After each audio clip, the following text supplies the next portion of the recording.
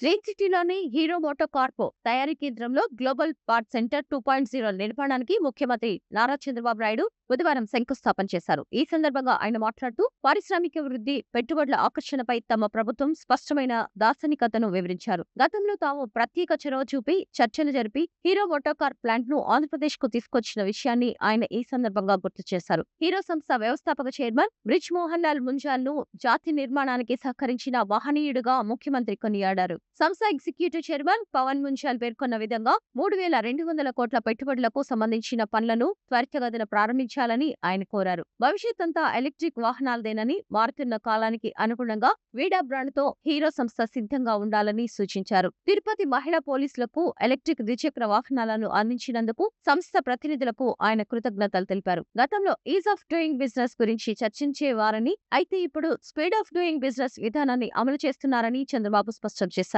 అమరావతిలో త్వరలో quantum computing కేంద్రాన్ని ఏర్పాటు చేయనున్నామని, ఎల్లుండు కడప స్టీల్ ప్లాంట్ పనులకు పునః ప్రారంభించబోతున్నామని ప్రకటించారు. విశాఖపట్నంలో గూగుల్ సంస్థ డేటా సెంటర్ను ఏర్పాటు చేస్తోందని వెల్లడిస్తూ రాష్ట్రంలో పరిశ్రమల స్థాపనకు అవసరమైన అన్ని రకాల మౌలిక సదుపాయాలను కల్పిస్తామని ఆయన హామీ ఇచ్చారు. సంపద సృష్టిస్తూనే ఆ ఫలాలను పేదలకు అందించడమే తమ ప్రభుత్వ ప్రధాన లక్ష్యమని ముఖ్యమంత్రి పేర్కొన్నారు. బ్యాంకు రుణాలను క్రమశిక్షణతో తిరిగి చెల్లిస్తూ డ్వాక్రా మహిళలు నేడు పారిశ్రామికవేత్తలుగా ఎదుగుతుండడం పట్ల ఆయన హర్షం వ్యక్తం చేశారు.